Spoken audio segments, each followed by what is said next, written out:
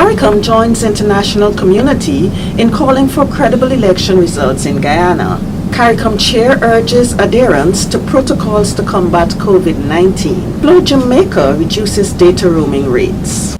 Welcome to the CARICOM NewsTime for the week ending Friday, the 6th of March. I am Michelle Nurse. Thanks for joining us.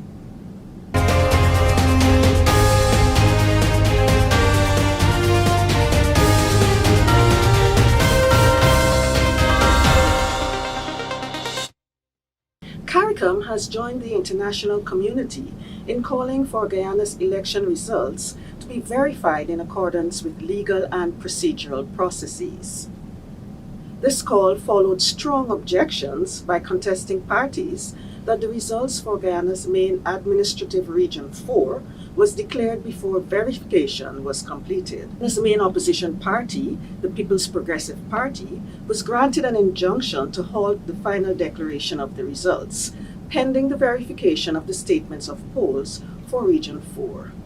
A statement by CARICOM called on the Guyana Elections Commission, GECOM, to ensure that all legal and procedural processes are faithfully complied with in respect of the vote count and the declaration of results. On the 6th of March, Guyana's President, His Excellency David Granger, met with the CARICOM Secretary General, Ambassador Erwin LaRocque, and subsequently spoke with Chairman of CARICOM, Prime Minister Mia Mottley of Barbados, on the situation in Guyana. According to a release from the Ministry of the Presidency, President Granger said that GECOM is a constitutional body and it is unlawful for the executive to interfere in its operations. Chief of CARICOM Election Observation Mission to Guyana's regional and general elections, Ms. Cynthia Combie Martyr, said the conduct of the poll was free, fair, and transparent.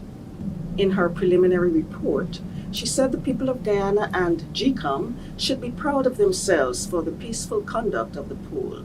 The mission applauds GECOM for a job reasonably well done as it relates to the conduct of the poll and poll activities on polling day, including the count, issue, and presentation of statements of poll on election day. The CARICOM Election Observation Mission will await the publication of the final official results and will provide a full and final report comprising observations and findings of its detailed and objective assessment of the poll of March 2nd, general and regional elections, together with its recommendations. Accordingly, following on the mission's preliminary observations and assessment of information obtained from stakeholders and CARICOM observer teams, and subject to the submission of a full and final report to CARICOM's Secretary General, the mission concludes that the March 2nd, 2020 poll was free, fair, and transparent, and the mission expects that the results of the poll will reflect the free expression of the will and aspirations of the Guyanese people for a government of their choice. CARICOM Election Observation looks forward to the publication of the official results as soon as is practicable. The mission wishes to congratulate the Guyana Elections Commission and staff, poll officials and political parties, and wishes to thank the media and all stakeholders, and more importantly, the people of the Corporate Republic of Guyana for their warm welcome and cooperation. On polling day, the CARICOM election observers were deployed to polling stations in 5 of the 10 administrative regions in Guyana and visited about 360 polling stations. Chairman of CARICOM, Prime Minister Mia Mottley, has assured citizens that regional governments will keep them fully informed about how the region is preparing for the possibility of the COVID-19 virus in the region. Chairing a press conference at the end of a special emergency meeting of CARICOM heads of government on the virus recently in Barbados, the Prime Minister warned persons not to push the panic button by attacking nationalities or countries. She also cautioned against resorting to xenophobia, closing borders, or creating barriers that would lead to job losses, loss of economic activity, greater social implosion, greater opportunities for crime and other outcomes, which were equally public health disorders. She appealed to Caribbean nationals to adhere to the protocols to which heads of government agreed. She also urged them to practice good personal hygiene, inclusive of regular hand washing, not touching one's face, and managing one's environment correctly. She said regional governments will continue to enforce enhanced surveillance measures at the ports of entry. This will be extended to cargo vessels and the airlines, with each country doing its own analysis. The Pan American Health Organization and the Caribbean Public Health Agency, CARFA, will assist governments by conducting a gap analysis. The Prime Minister commended the frontline medical personnel, immigration, airport and customs officials, port workers and ambulance personnel for their dedication and commitment.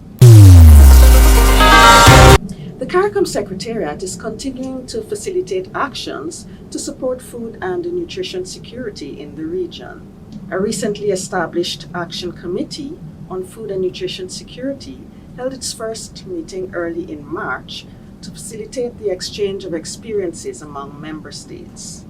The committee aims to enhance monitoring of progress made in the implementation of the Regional Food and Nutrition Security Policy and Action Plan.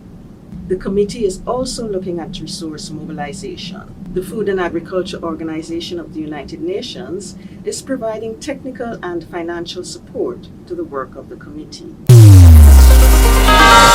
The government of Jamaica has formalized its commitment to host the headquarters of the Caribbean Aviation Safety and Security Oversight System, CASOS, in Jamaica. On the 21st of February, Jamaica's Minister of Transportation, the Honorable Robert Montague, signed the headquarters agreement at a meeting of the Board of Directors of CASOS held at the Jamaica Pegasus Hotel. Speaking at the opening, Minister Montague said air transport safety and security requires deep cross-border cooperation that transcends physical boundaries and the domains of sovereignty.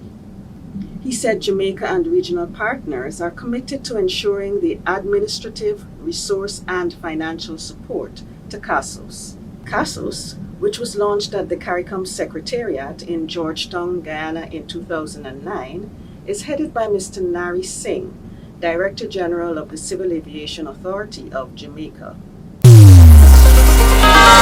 Flow Jamaica has announced a significant reduction in data roaming charges.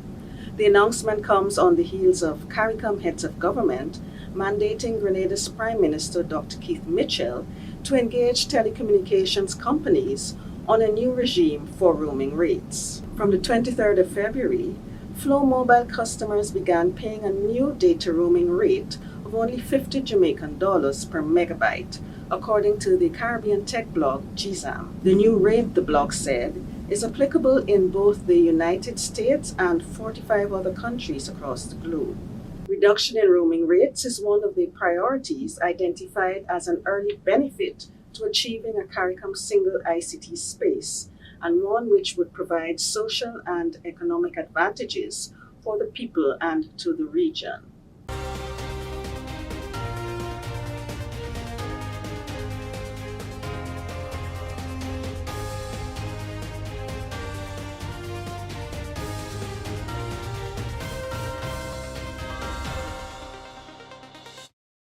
Don't forget, for more stories, you can visit the CARICOM news site at today.caricom.org or the CARICOM website at caricom.org. Like our Facebook page, follow us on Twitter, and be sure to subscribe to our YouTube channel. See you next time.